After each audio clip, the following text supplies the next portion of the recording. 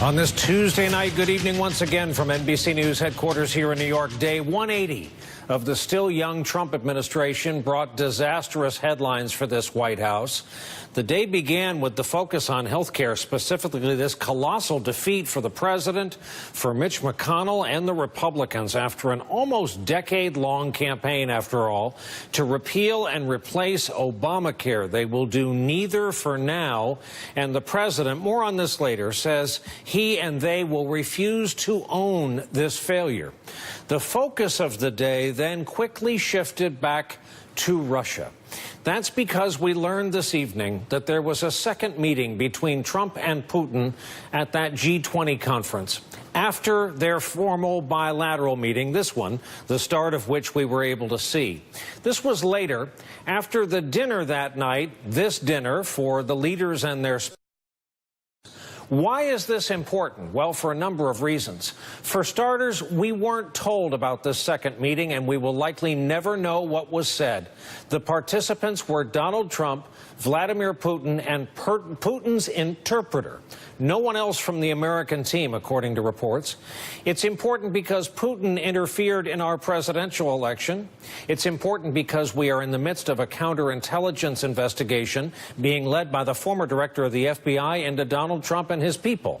It's important because the president attends these events to do the people's business, having sworn an oath to preserve, protect, and defend the Constitution of the United States. That's why it's a problem that no one apparently planned to tell us about this meeting, and again, there is no record of it. Part of the proof being cited by several sources tonight, the meeting was unplanned on Trump's part. Each leader was able to bring one interpreter to the dinner. According to the Washington Post, the Americans brought a Japanese interpreter so that our president could communicate with Shinzo Abe of Japan, Trump's dinner companion for the night. Putin brought along an interpreter with him who speaks English.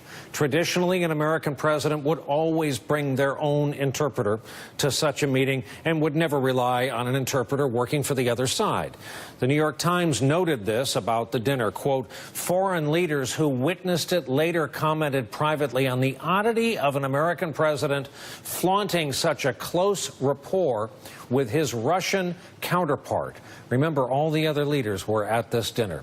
The other breaking story of the day on this White House and on the topic of Russia, we now know there were 8 people in the room at Donald Trump Jr.'s June 2016 meeting with multiple Russians at Trump Tower, and we know who the 8th person was. The new face, which we have circled here in red, Ike Kavaladze, a Russian businessman with ties to a Russian billionaire who caught previously the attention of the feds when he pushed foreign money through U.S. banks. That's him lower right.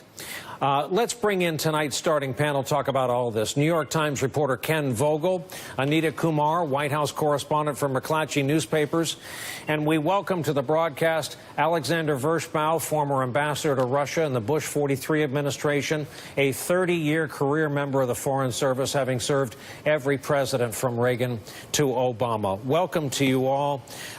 Ken, I'd like to begin with you.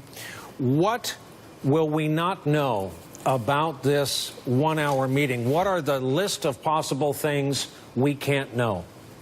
Well, we won't know anything. We won't know what was discussed unless President Trump willingly divulges that information, which he has thus far been unwilling to do. Let's not forget, he gave a long interview on Air Force One after these two meetings with Putin. He discussed in some depth the first one, saying that he had asked twice whether Putin was responsible for, Russia was responsible for the meddling in the U.S. election. Putin denied it both times, so that's settled. We can move on from that. But in this case, we won't even know that because there was no record of it. There was no U.S. interpreter there, and Trump thus far has been unwilling to discuss it, other than saying that it's fake news and that it is, quote, sick, which he said in a tweet this evening.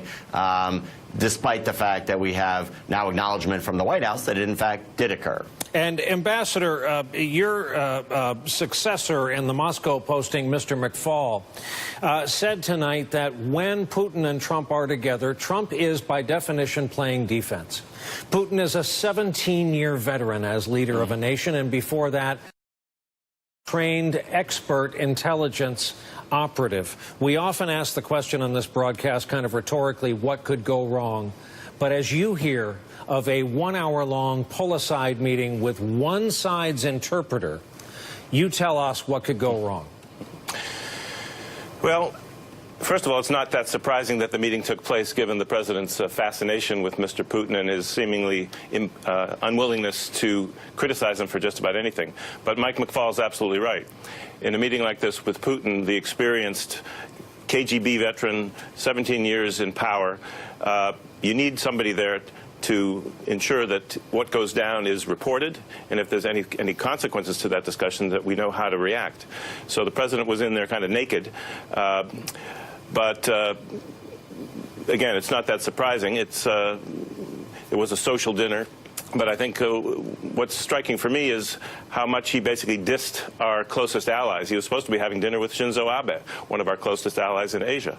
And all the other G20 leaders were gathered around and apparently were kind of creeped out by this very conspicuous side conversation going on between the two leaders. And it was that anger that's the reason we know this story. Again, this story came about because of a robust press corps and some leaks, and not because of an official readout. And Ambassador, a very basic question here: does the fact that this meeting happened at all mean that the president was played, that Putin knew that no one could bring any seconds to this meeting, that he would have virtually unfettered access with his own team's interpreter to the American president? Well, that's hard to say. It may have been the president's initiative to seek out Putin at this so-called social dinner. And so we really don't know what, if anything, was given away. And in fact, it's important to note that despite everybody's suspicions about the president, he so far hasn't given away the store on key issues like Ukraine. He's appointed a very capable diplomat to lead our diplomacy in trying to get the Russians out of eastern Ukraine. And the Russians seem quite fired up with rage about the confiscation of their compounds, diplomatic compounds, and the administration's unwillingness to give them back. So Putin may not actually have felt he got a lot out of all these meetings, except for the most important thing for him, respectability, the sense that he is back, he's accepted, people need to deal with Putin, that you can't isolate Russia despite the effort of the U.S. and its allies to sanction Russia after its naked aggression against Ukraine. At long last, the very patient Anita Kumar. And Anita, Ken mentioned the president on social media tonight. Here it is. We have two tweets to choose from. Let's see here. Fake news story of a secret dinner with Putin is sick. All G20 leaders and spouses were invited by the Chancellor of Germany. Press knew. No one in no report is alleging the dinner was secret. The fake news is becoming more and more dishonest. Even a dinner arranged for top 20 leaders in Germany is made to look sinister.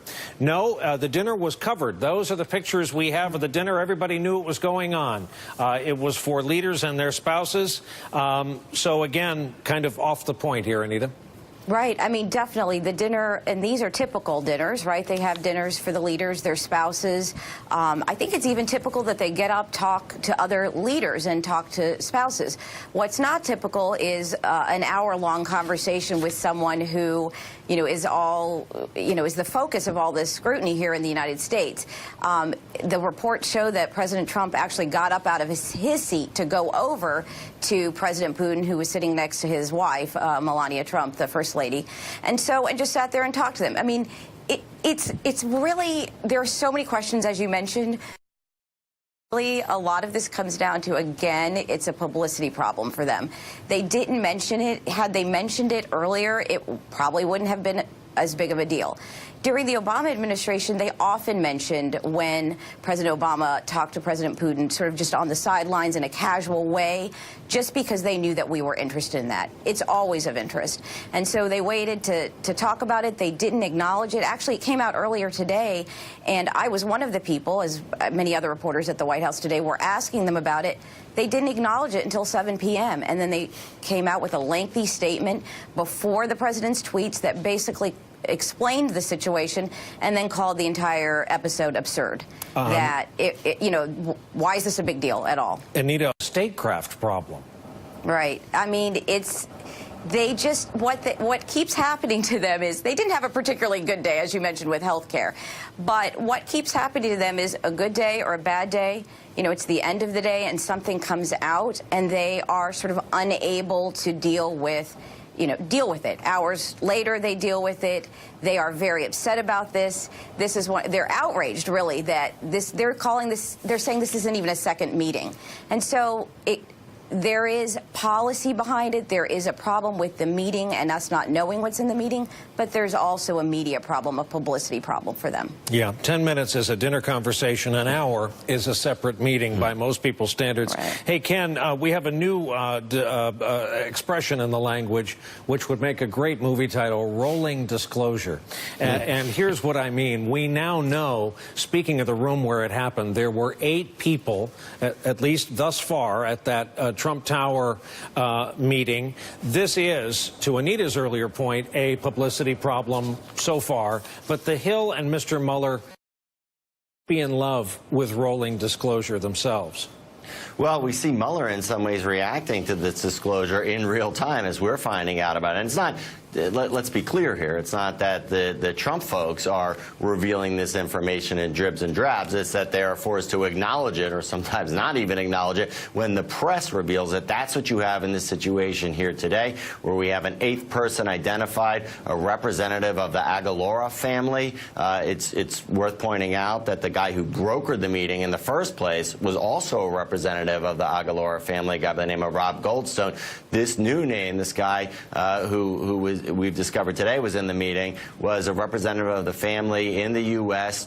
Doing business and real estate deals. It's notable that the family, the Aguilar family, very powerful family in Russia, sent this representative because it suggests that the other people who were there, who were not necessarily representatives of the family or didn't have any allegiance to the family, that the Aguilars didn't necessarily trust them. So the plot thickens. We have rival factions, potentially rival factions, certainly different factions within Russia that have a presence at this meeting that we continue to learn more about, though we don't still, to this point, know precisely what was said in this meeting or what the information that was sort of being dangled in front of the Trump folks to secure this meeting, the potentially damaging information on Hillary Clinton was. But we expect that we're going to continue reporting on that and expect to learn more about it. So expect more of the rolling disclosures. And hey, Ambassador, no one's piling on here, but the Trump administration did name today a very able and capable man to represent our country in Moscow, John Huntsman. The problem was they misspelled his name in the announcement, kind of stepping on the announcement when news media pointed out the misspelling. I chiefly want to get your reaction to his appointment to your job. Well, full disclosure, I work at the Atlantic Council now, where he's the chairman of the board, so I have at least some limited experience now working with him, and he's great. He's a really great statesman. He's shown that as ambassador to China, earlier to Singapore, and he's had a series of other executive branch jobs, and of course was governor of Utah. So he has great experience and a kind of broad vision of our diplomacy. He's not a Russian expert, and he knows that. He doesn't know the language. But I think his China experience will prepare him for the challenges of dealing with the Russians and dealing with sort of shady characters like this guy Kavaladze, who we've discovered was in the meeting with Donald Trump Jr. Shady characters we've got a lot of. And Anita, while you're not one of them, please talk to us about the status of the Trump agenda, and a reminder, this is Made in America Week. It is Made in America Week, and somehow no one seems to be talking about it. The publicity they've gotten on Made in America has actually not been great, because as you've probably seen, people have been talking about how the Trump products. Right, Ivanka Trump products and Trump products are actually, many of them, not made in America. And so they've been getting a lot of questions about that, but they've been doing events every day like they do on these weeks, these themed weeks, and they have been doing it, but I haven't heard a lot of publicity about them except for the Trump Organization products. And it's interesting because they say they can't talk about that. Here they are promoting that, but they say they can't speak to the president's businesses. With great thanks to all 3 of our guests in our initial panel, and great congratulations to our friend Ken for his new gig at the New York Times, to Ken Vogel, to Anita Kumar, to Ambassador Alexander Vershbow. Thank you so much. We'll go into our first break here, and when we come back, reaction to this and the president saying he won't own Obamacare's failure. We'll all of it, a live interview with Democratic Senator Amy Klobuchar, who is standing by to talk to us when the 11th hour continues.